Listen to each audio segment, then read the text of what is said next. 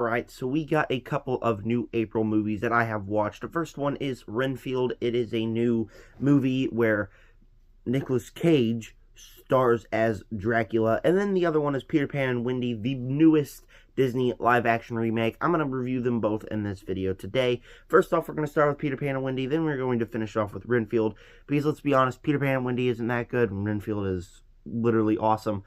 But before I do that, please make sure to subscribe, hit the like button, hit the bell, and comment down below what is your opinion on these movies. I have a ranking of all April movies, all the 3 April movies that I have seen coming in a couple of days. I also got a CinemaCon panel ranking coming tomorrow on my second channel. I got a bunch of stuff going on.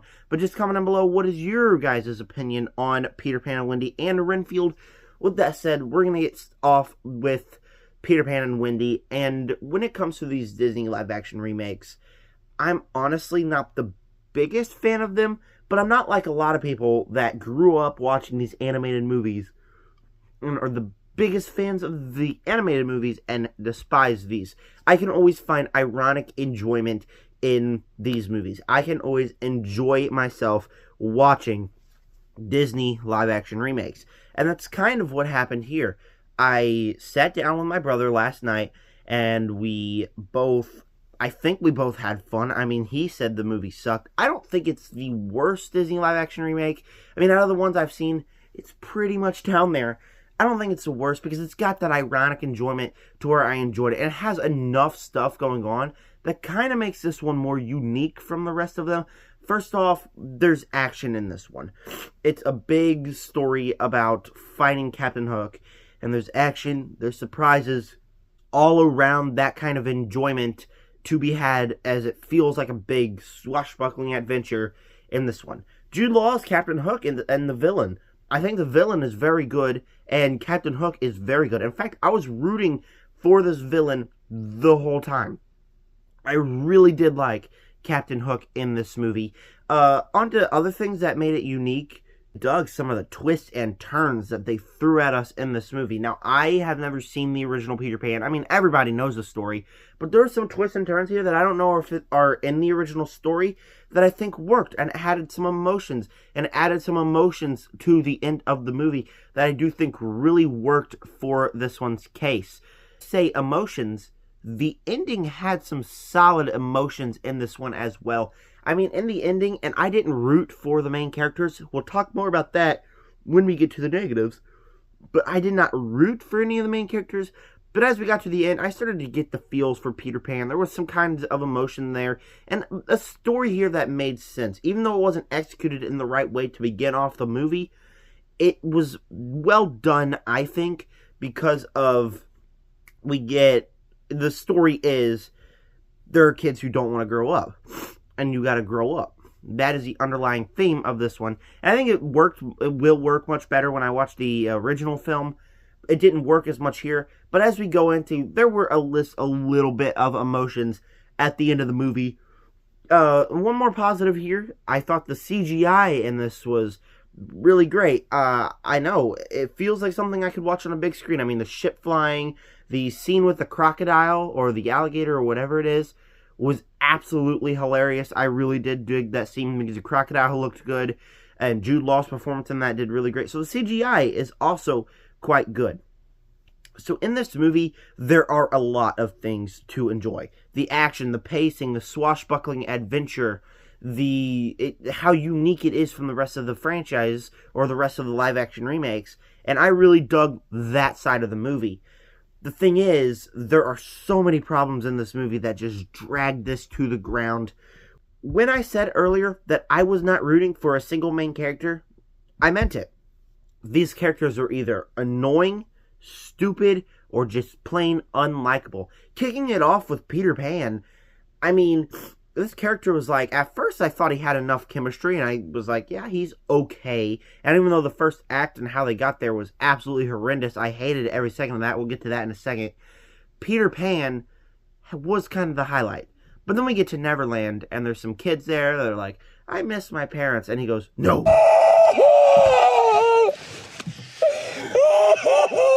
Came off as annoying and evil. And where I'm sitting back, I'm like, when we get the twist, that, spoiler alert, it's probably in the original movie, Captain Hook is the best friend of Peter Pan, and Peter Pan came out of Neverland because he missed his mom.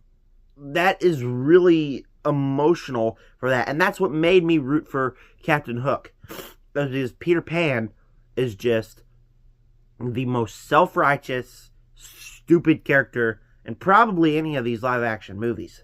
Moving on to Wendy, we get in there, and the first thing we know is she's leaving to go to boarding school.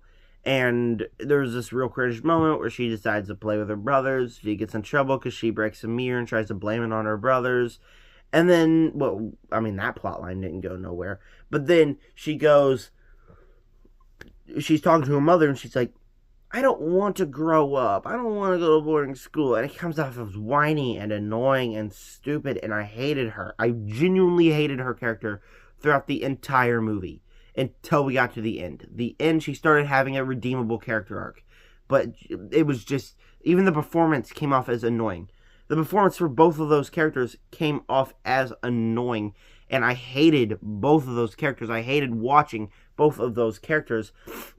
And, I mean, even in the beginning, I mean, she's just, we get to Netherland, and she's like a 14-year-old, 13-year-old, and there's a bunch of, like, 8-year-olds there. And so she's like, oh, they could be my mother. And, I mean, it's just so weird and comes off as so stupid the way they did that. And everybody else isn't even very good. I mean, they're just a bunch of little kids. What do you expect? It comes off as a play, like a genuine play at the theater, like I used to be in, where you hire all these little kids to be in your play, and they're trying the best they can, but it just comes off as bad, and it just did not work for me. Now, they both had a redeemable character arc in the end. Like I said, I did get the feels for Peter Pan, but going throughout the movie, I was rooting for Captain Hook. I wanted Hook to win this entire movie, and this isn't a time where I should say that. It should have been so much more better characters. As we go on, I said something about the first act being horrendous. This first act is absolutely terrible.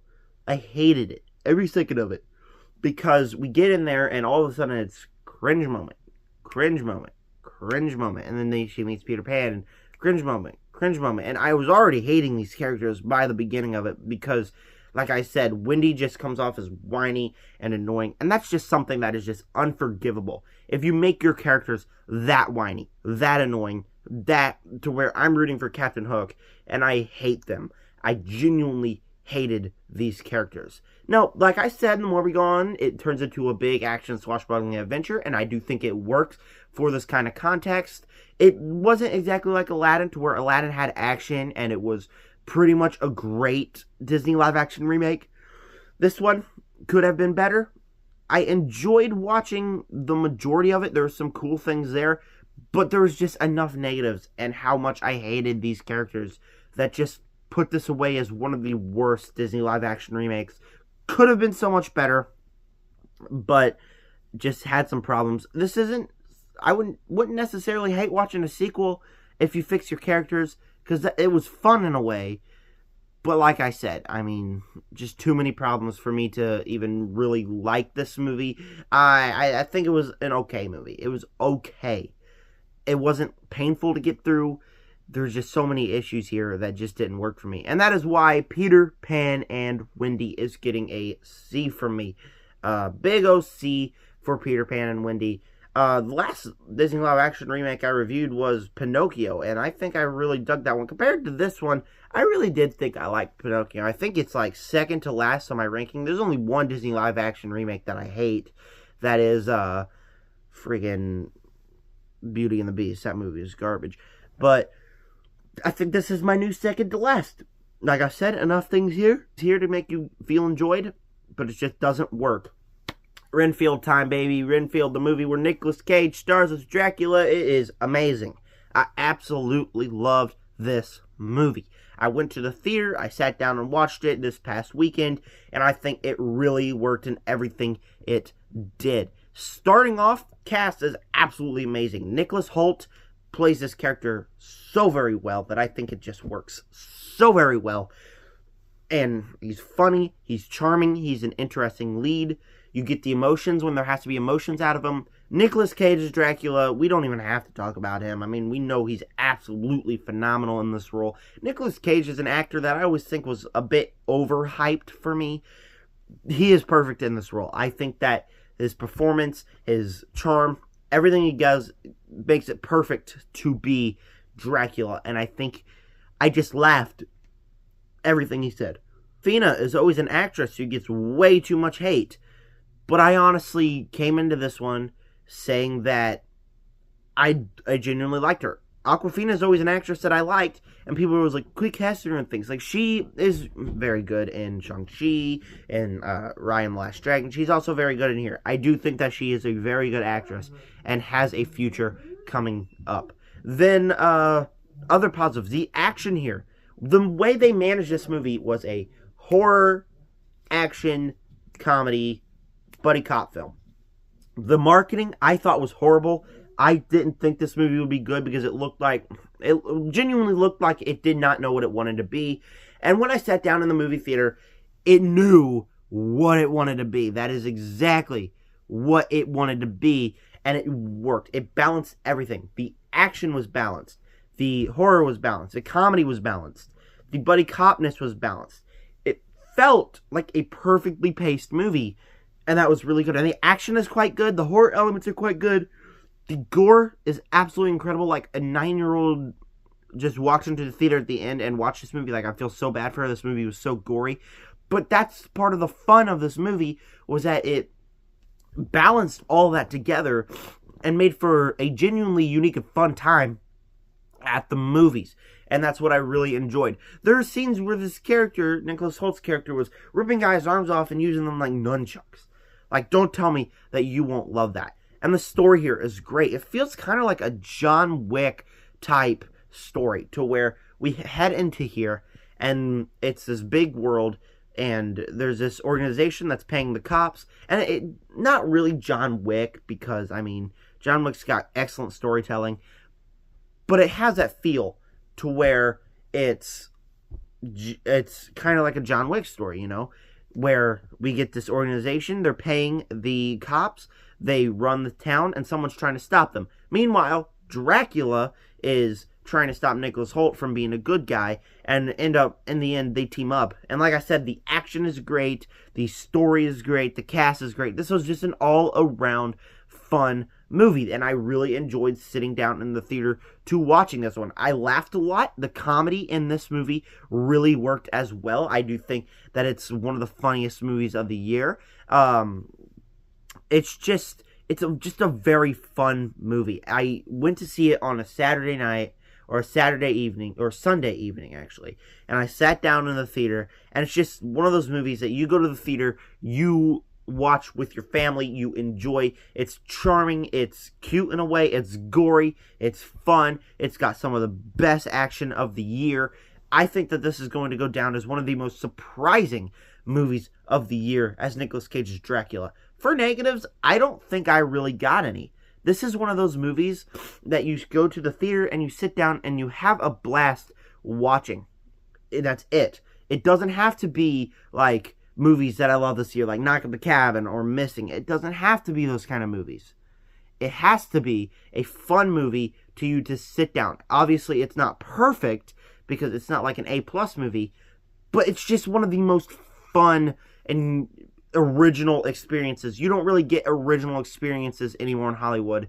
And for a movie that I thought the trailers looked absolutely abysmal, I thought that it didn't know what it wanted to be, that it was just going to be scatterbrained all over the entire movie, I sat back in this one, and this is my most pleasantly surprised movie of the year. Of course, I thought I was going to like it because people loved it, but it's just, there's rarely any movies that come out recently, but we've had a lot of them recently. Cocaine Bear, Violent Night, this movie, that just want to be fun movies and don't care about the critic score or whatever. But this one, even though it decides to be a fun movie, it does care about the critic score. It has a lot of things there that critics will like, as well as the general audience. It's gory, it's fun, it's got a nice world-building kind of story.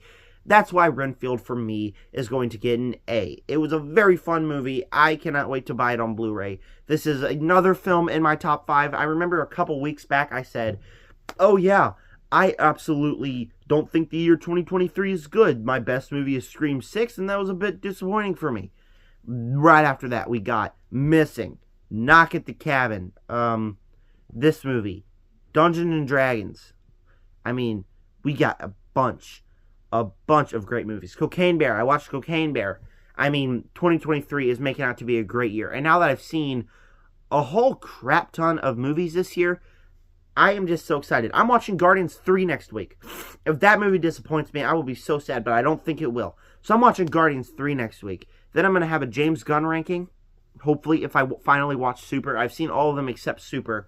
And then I have just a bunch of videos coming up. So please, guys, thank you for clicking on this video. And remember, I got a CinemaCon ranking coming on my second channel tomorrow. Thank you, guys, for clicking on this video. And with that said, subscribe to join the Nerd Army. Peace out.